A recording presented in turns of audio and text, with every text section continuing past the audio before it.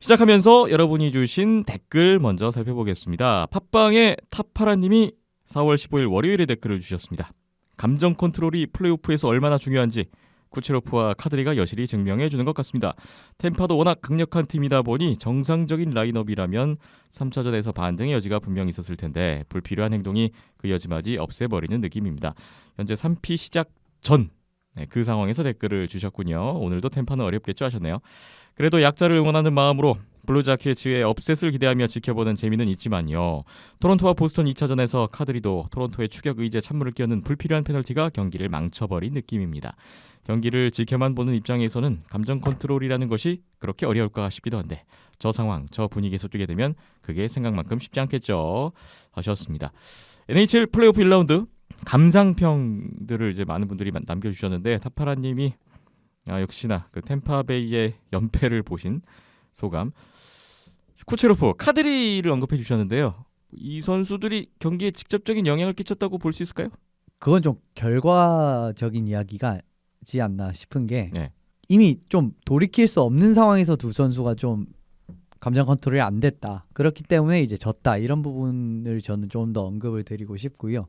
결국 캐드리 선수는 1라운드 출장 불가가 확정이 됐고 네. 쿠체로프 선수는 이제 4차전부터는 또 뛸 수가 있습니다. 그러나 어쨌든 뭐 또 타파르이 말씀하시는 것도 일리가 있는 게 어쨌든 이 선수들이 1라운드 일정 수준의 경기를 못 뛰게 되었으니까요. 그래도 이제 저는 이제 감정 컨트롤 좀 이후라고 봅니다. 그러니까 이미 경기가 다 흔들어지고 내 열망 이기고 싶은 열망은 있는데 경기도 내가 원하는 대로 안 풀리고 화는 나고 화풀이하고 그게 된 겁니다. 그러니까 경기 전에 그냥 예를 들어 0대 0이다. 1피리어드 시작하자마자 뭐 슬래싱 해가지고 감정 컨트롤 안 됐다. 이러면 이제 그거에 이제 모든 좀 비난이나 이런 걸 할 수가 있겠지만 뒤에 경기가 다 흐트러지고 난 다음에 이 선수들이 좀 감정 컨트롤이 안 된 부분, 그러니까 좀 감정 컨트롤 좀 뒤에 안 됐다라고 저는 좀 생각을 합니다. 네, 선수들 입장에서는 감정 컨트롤이라는 부분, 플레이오프에서는 더 민감하게 생각해야 될 부분인 것 같고 또 남은 경기들이 있기 때문에 다음 경기엔 또 지장이 없어야 될 텐데 말이죠. 예, 그 부분도 상당히 또 변수가 될 수도 있을 것 같네요. 타파라님 댓글 감사합니다. 피프트 비틀즈님도 15일 월요일에 댓글을 주셨는데요. 결국 탐파가 업셋도 아니고 수입의 희생양이 되기 일보 직전까지 몰리네요. 그리고 펭귄도 아일랜더한테 수입 직전까지 몰리고 블루자켓은 현섭 기자님이 걱정했던 골리 부분이 방송을 들었는지 각성했네요. 세 경기 모두 보는데 몸을 아끼지 않는 수비와 함께 신들린 선방이 계속 나오네요. 정규 시즌에 그렇게 압도적이었는데 설마 하다가 코시 놓친 작년 두산 베어스가 생각나네요. 아까운 내 6경기 표값 유유유유. KBO 두산 베어스와 또 오버랩이 되시나 봅니다. 플레이오프엔 하키가 완전히 달라진다는 건 정말 경기를 보면 그 집중도와 텐션 그리고 두 팀 사이의 엄청난 육탄전이 제대로 보여주네요. 특히 상어 때와 노란 기사들이요. 올 시즌 영입한 효과란 걸 잘 모르겠다 싶던 칼슨 효과가 1차전에 제대로 보이면서 스피디란 상대방을 6탄 방어와 자리 선점으로 쉽사리 이겨서 쉽게 가나 했는데 2차전 0대3 되는 거 보고 헉 하다가 2분 만에 3대3 되길래 야호 외쳤는데 거기서 웬 얼룩말들이 난장판을 0대3, 3대3, 4대3 뒤집길래 이제 됐다 했는데 무슨 골리 인터피어런스? 골 크리스 밖으로 나온 골리한테 접촉도 크지 않고 다가와서 부딪힌 걸 무슨 골리 인터피어런스로 골을 무효화하는지 점점점. 똑같은 상황이 플레임즈와 아발란치전에 나왔는데 그건 넘어가고 결국 시리즈 1대1 되고 지금 3차전 1피 끝났는데 1대2 가장 재미있는 시리즈인 것 같은데 그렇게 안 될 수도 있었는데 아쉽네요. 그럼 또 중계 보러 갑니다. 네, 피프트 비틀즈님도 플레이오프 1라운드를 유심히 챙겨보고 계십니다. 골리 인터피어런스 판정에 대해서 약간의 또 논란도 있는 것 같은데요. 이현숙 기자님은 이 상황 어떻게 보셨어요? 접촉의 시작점이 어디냐를 또 좀 보시면 좋은 부분이 항상 있습니다. 그러니까 상대방 선수에서부터 시작을 했는지 아니면 이 골리의 우리 선수 쪽에서 그러니까 접촉이 시작이 됐는지 이런 부분을 좀 유심히 보시면 약간 좀 기준이 있을 것 같고 근데 좀 애매모호하다라는 이야기가 항상 나와요. 그래도 이제 제가 알기로는 플레이오프 같은 경우에는 이런 상황 대부분의 상황 같은 경우에는 토론토에 있는 비디오룸에서 또 리뷰를 하기 때문에 네. 심판들의 이제 그런 뭐 일반적인 판정이라기보다는 이제 한번 비디오룸에서 거친 판정이 나온다라는 부분을 좀 하시면 되지 않을까 싶습니다. 네. 버브롭스키가 잘 해주면서 지금 콜럼버스가 대단한 결과를 만들어내고 있고요. 잠시 후에 시리즈 리뷰 이현수 기자님도 준비를 하고 계십니다. 콜럼버스 대 템파베이전 이야기를 나눠보겠습니다.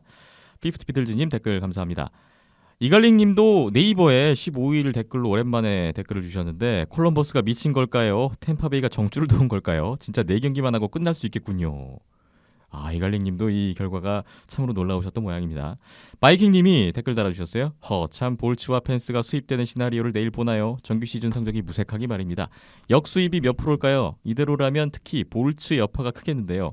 감독 교체라든지 극단적인 선택도 얘기가 나오겠어요 하셨습니다.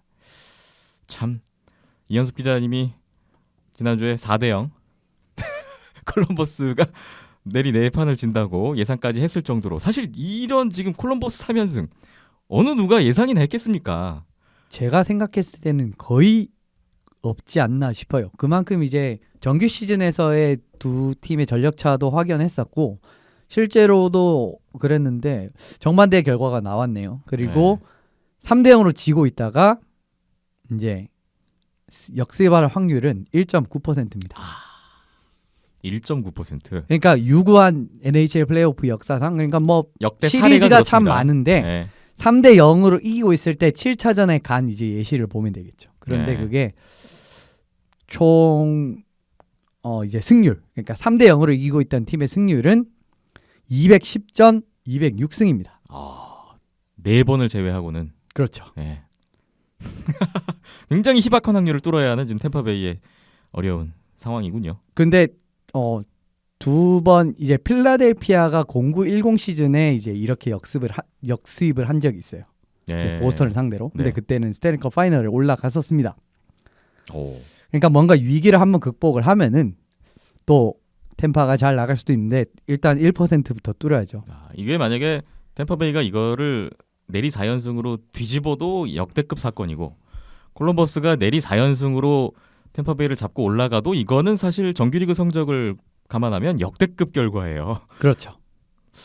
템파베이가 만약에 탈락한다면 진짜 저도 감독 교체라든지 극단적인 이야기도 나올 수도 있을 것 같다는 근데 생각을 쿠퍼 해봅니다. 감독의 지금 이런 모습을 보면은 제가 생각했을 때 감독 교체는 좀 시기상조가 아닌가 싶고요. 워낙 좋은 감독이니까요. 네. 그리고 LA 킹스도 2014년에 그 뭐랄까 역수입 3대 0에서 역수입을 한 걸로 알고 있는데 이때도 LA 킹스 스탠리컵 파이널에 올라가서 우승을 네. 한 걸로 알고 있습니다. 그렇군요. 4차전 벌써부터 결과가 궁금합니다. 이갈링님, 바이킹님 댓글 감사하고요. 아스피린 03님 팟빵에 댓글 또 주셨습니다. 193회에 3,500개씩을 후원해 주시면서 댓글을 주셨는데 15일 댓글입니다.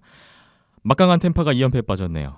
여기는 이변이 없다는 예측이 무색하게 말이에요. 갑자기 올해 2월에 한국에서 보던 모 팀이 살짝 생각나더랍니다. 올해 2월 한국에서 보던 모 팀이 어디일까요? 풀업 진출했었던 국내 팀들 중에 하나일 것 같습니다. 아시아리그 그렇군요. 피츠버그도 아일랜더스에 밀리고 그나마 내슈빌은 댈러스에게 어렵게 이겨서 1대1로 평행을 이루었지만 안심할 상황이 아니고요. 은근 상황이 재밌게 돌아가네요. 플레이오프는 또 다른 변수인가 봅니다. KHL은 1차전에서 체스카가 가볍게 아방가르드를 꺾었네요. 체스카 전력이 막강한 게 많이 느껴지더라고요. 후원은 내슈빌 골리 페카리네 선수를 기념하며 합니다 하셨습니다. 내슈빌을 응원하고 계시는 아스피린 03님의 플레이오프 감상평이었고요. KHL도 이따가 가가린컵 파이널 또 간단하게 리뷰를 준비했습니다. 기대해 주시기 바랍니다. 댓글 감사합니다. 후원도 감사합니다. 폴 피핀과 실버버거님 16일 화요일에 댓글 주셨습니다. 이번 주도 변함없이 3번 이상 잘 들었습니다. 플레이오프는 정말 재미있게 흐르고 있네요. 동부는 템파, 서부는 우리의 위니펙을 미는데 템파 큰일 났네요. 유유. 위니펙도 2경기 내주고 3차전 잡았네요. 위니펙 응원 컨셉 마음에 안 드신대요. 샤갈의 눈 내리는 마을 컨셉, 홈팀이 흰색 옷을 입고 하는 응원, 이거 별로 좋아하지도 않고 그 컨셉으로 이기는 팀을 잘 못 본 것 같아요. 유유. 홈팀의 강한 색깔을 관중들이 입는 것이 원정팀에게 많은 부담을 준다고 생각합니다. 예를 들어서 붉은 악마 같은 거 그게 좀 좋다고 생각하시는군요. 4차전부터 잘 준비 잘해서 도박사들이나 모든 예상에서 질 거라는 것을 뒤집는 일이 발생하길 바랍니다. 헬러벅이 좀 더 각성하면 이 시리즈 잡을 수 있을 것 같아요. 라이너는 괜찮아 보이는데 샤이플리와 휠러가 조금 부진해 보이네요. 자세한 리뷰는 이현섭 기자님께 부탁드립니다 하셨어요. 위니펙 응원하시면서 아무래도 위니펙 세인트루이스 시리즈에 가장 주목하고 계시겠죠. 그렇죠. 근데 이번 주에 위니펙 세인트루이스는 너무 생각대로 흘러가서 딱히 없습니다. 말씀드릴 게. 네. 그래서 그냥 전반적으로 살짝만 말씀을 드리면은 세인트루이스의 비닝턴을 조금씩 이제 무너뜨리기 시작하는 위니펙이 희망이 있었지만은 어쨌든 1, 2차전은 세인트루이스의 선수진의 깊이에서 좀 차이가 났다라고 이제 요약을 드리면 될 것 같고 네. 위니펙 화이트아웃이라고 하는 이제 흰색 옷을 입고 어떻게 보면 위니펙이 지금 남색 유니폼인데 왜 흰색을 입냐라고 생각하실 수 있는데 이게 1987년에 이제 위니펙 하키 팬들이 좀 홈에서 좀 뭔가 위압적인 이제 그런 걸 만들어 보자 해서 왜 보시면 캘거리도 빨간색을 다 입고 뭐 이런 식으로 하는 걸 이제 위니펙은 우리는 흰색으로 하자 네. 해서 흰색으로 하는 거고요. 옛날에는 NHL에도 홈 유니폼이 흰색이었습니다. 예, 이게 바뀐 게 2000년도 중반 정도로 기억을 하는데 옛날에는 그러니까 흰색을 입었다는 거죠. 그런 부분을 감안을 하시면은 좀 1987년이라고 하면 좀 예전부터 좀 오랫동안 지속되어 온. 그러니까 87년 야구는 또 위니펙이 제체 전신, 지금 제체 전신이죠. 근데 어쨌든 뭐 정신적으로 이어지는 그런 느낌으로 가고 있는데 아무튼 위니펙이 뭐 3차전을 원정에서 잡아서 좀 쉽게 끝날 것 같지는 않다. 그때도 좀 접전으로 갈 거라고 말씀을 드렸는데 좀 그런 느낌이 솔솔 나고 있습니다. 위니펙이 홈에서 2연패했지만 또 원정 경기를 잡았고 올 시즌에 그 세인트루이스 원정 3번을 다 이겼어요. 위니펙이 4차전도 또 위니펙으로서는 충분히 기대해 볼 만한 여지가 있지 않나 싶습니다. 폴 피핀과 실버버그님 댓글 감사합니다. 네이버 레드불님이 13일 토요일에 댓글을 주셨습니다. 안녕하세요. 항상 잘 듣고 있습니다. 이번에 개편 비슷하게 하셨는데 아쉬운 게 많네요. 그간 따로 전달하던 뉴스를 모아서 하시게 되었는데 뭐 그럭저럭 좋습니다. 경기 리뷰도 이현숙 기자님 원맨쇼에서 세 분 모두 참여하게 된 건 긍정적입니다. 근데 하덴나 스케일이 반의 반 쪼가리가 나고 전체적으로 내용이 심심하게 변했습니다. 이번 플레이오프 프로 프리뷰도 개편 성격에 맞게 수박 겉핥기 느낌으로 진행하셨는데 솔직히 대실망이었습니다. 프리뷰 내용 적으려고 펜과 종이 준비하고 있었는데 이게 뭔가 싶더군요. 물론 이현섭 기자님의 쪽집게 강의 덕에 전체적으로 이해가 되긴 했는데 그래도 매우 아쉬웠습니다. 예전 같으면 거의 1시간 남짓 프리뷰 방송이 되었어야 하는데 고작 18분의 내용으로는 갈증이 풀리지가 않더군요. 아니 그냥 솔직히 말씀드리면 경기 리뷰 부활 안 하고 하덴낫 오래 하고 다른 얘기 자세하게 하는 게 훨씬 낫습니다. 뭔가 비하인드넷의 장점이 많이 없어진 느낌입니다. 유유. 이런 댓글이에요. 저희 바뀐 구성에 대해서 레드불님은 아쉬움이 크셨던 것 같습니다. 뭐 여러 가지 반응이 나올 수가 있는데 이런 반응 예상 안 했던 건 아니에요, 사실. 네. 예, 뭐 아쉬움을 전해드려서 일단은 송구한 마음 말씀을 먼저 전달드려야 될 것 같고요. 예, 근데 뭐 저희가 NHL 전문 팟캐스트라고 한다라고 하면은 네 그렇게 가는 게 맞는데 항상 저도 고민되는 게 그런 부분이었잖아요. 네. 어떻게든 NHL에다가 국내 아시아리그 이런 것들을 얻어갈 수 있게끔 하고 그다음에 이제 최근 들어서 제가 계속 생각이 들었던 거는 라디오라는 플랫폼 안에서 내용들을 다룰 때 청취자들이 들을 수 있는 한계점 그리고 집중 몰입 한계 시간 뭐 이런 것들을 계속 고민을 하게 되거든요. 예. 영상 콘텐츠 뭐 텍스트 뭐 오디오 이런 각각의 매체 플랫폼마다 방법마다 이런 것들이 조금씩 차이가 있는데 그거를 좀 더 맞춰 가고자 하는 방향이고요. 뭐 지난주에도 안내를 드렸습니다만 예, 펜과 종이 준비하실 필요 없이 이현석 기자님 블로그가 있습니다. 굉장히 장리가 잘 되어 있고요.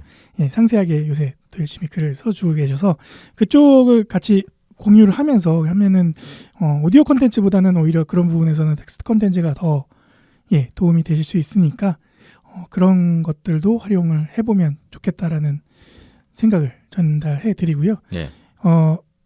가장 바람직한 거는 예, 추후에 이제 아시아리그나 이런 국내 대회, 국내 아이스하키가 어느 정도 인지도가 쌓이게 되면은 그때 가서는 뭐 NHL 팟캐스트 따로, 그다음에 뭐 아시아리그 팟캐스트 따로 이렇게 따로 운영이 될 수 있을 정도로 쌓아갈 수 있으면 그게 제일 베스트일 것 같고요. 예. 당분간은 좀 이렇게 신세를 져야 될 것 같다는 말씀을 드려야 될 것 같습니다. 네.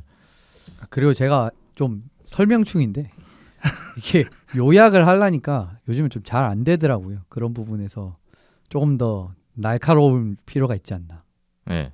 싶습니다. 네. 제가 예. 일단 아쉬우셨다니까 좀 마음이 좀 무겁기도 한데 일단은 저희의 취지에 대해서 다시 한번 설명을 드렸고 좀 다시 한번 이해를 좀 구하면서 양해를 구하고요. 어쨌든 이렇게 바뀐 컨셉으로 또 저희가 얻고자 하는 게 있어서 일단은 시도는 하는데 뭐 추후 반응은 또 계속 보긴 볼 겁니다. 네, 뭐 레드불님이 어떻게 보면은 저희가 이렇게 바뀐 포맷 이후에 피드백을 처음 주신 거잖아요. 그러게요. 예, 아직까진 유일하신 거여가지고 다른 분들도 뭐 여러 가지 좋은 의견이나 아이디어 뭐 피드백 주시면은 그 다음에 또 저희가 이 방송을 운영하는데 참고를 하도록 하겠습니다. 이런 피드백이 없으면은 결국엔 제 맘대로 간다는 거. 그렇죠. 그러니까 피드백을 주시면 좋을 것 같고요. 이런 반응 너무나 소중한 댓글이에요. 다시 한번 말씀드리지만 연석 기자님 블로그를 열심히 이 홍보해 드려야 될 것 타이밍에서 같아요. 블로그 홍보 한번 부탁드리겠습니다. 다음에서 이름이 뭐죠? 뉴트로존. 네.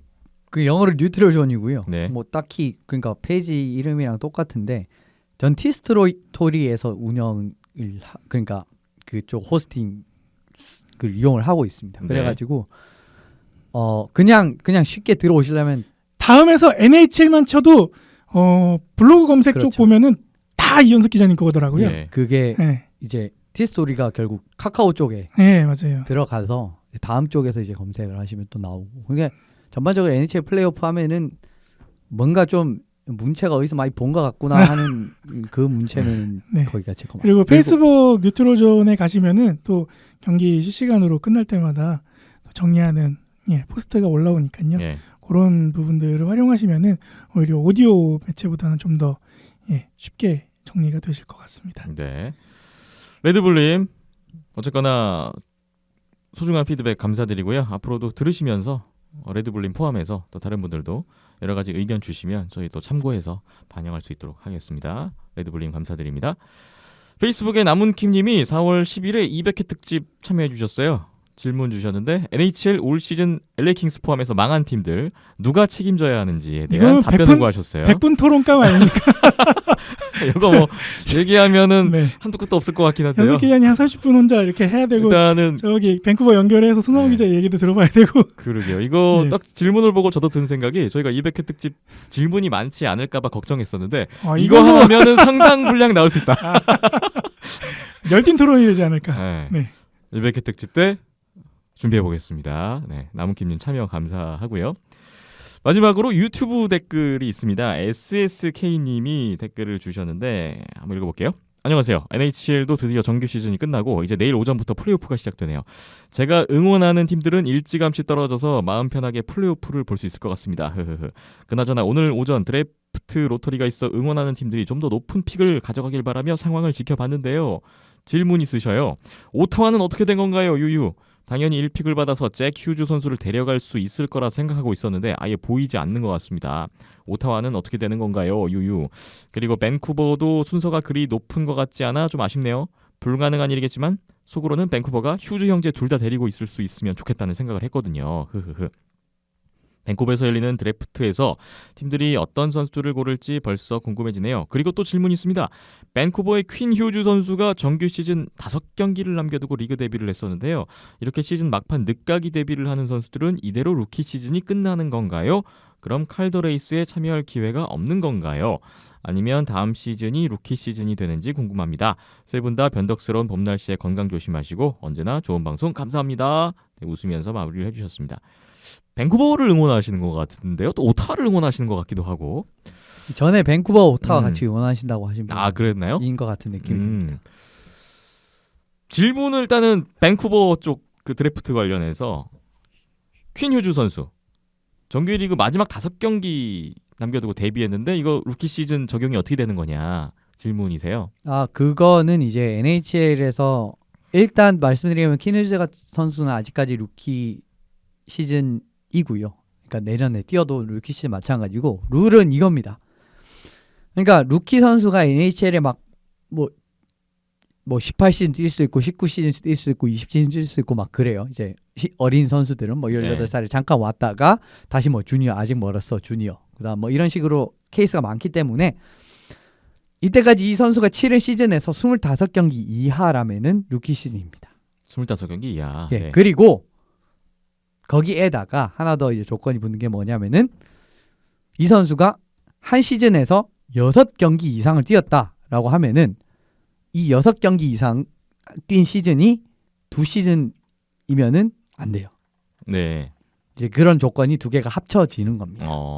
그렇기 때문에 퀸즈 선수는 아직 루키 시즌이다라고 말씀드릴 수가 있을 것 같고요. 그런데 26살이 또 지난다라고 하면 또 이제 이 선수는 루키라고 간주가 되지 않습니다. 네. 그런 기준을 두시면 될 것 같고 웬만하면 그냥 이제 25경기 선에서 이제 정리가 되는데 얘 25경기 안 뛰었는데 왜 루키 아니야? 라고 하면은 이제 6경기 이상 뛴 시즌이 몇 시즌인가를 세보시면 됩니다. 그러면 결론적으로 퀸 휴즈 선수는 다음 시즌 칼드 레이스에 참여가 가능하다. 그렇죠. 네. 이렇게 말씀드릴 수가 있겠네요. 예, 오타와 같은 경우는 맷 듀셰인 데려오면서 1라운드 지명권을 콜로라도에 넘겨줘 버렸습니다.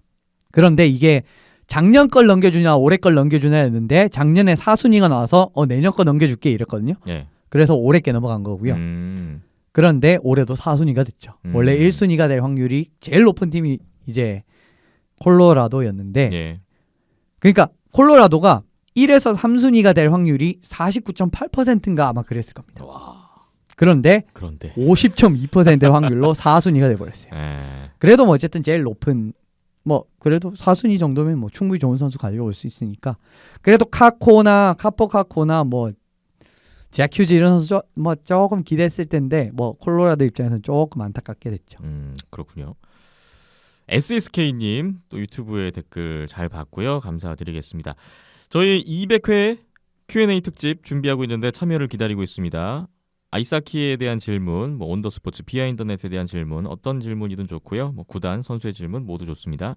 저희 댓글 또는 힘찬 골뱅이 온더스포츠.co.kr 이메일 통해서 질문을 주시면 저희가 200회 때 답을 드릴 수 있는 시간을 마련하겠고요.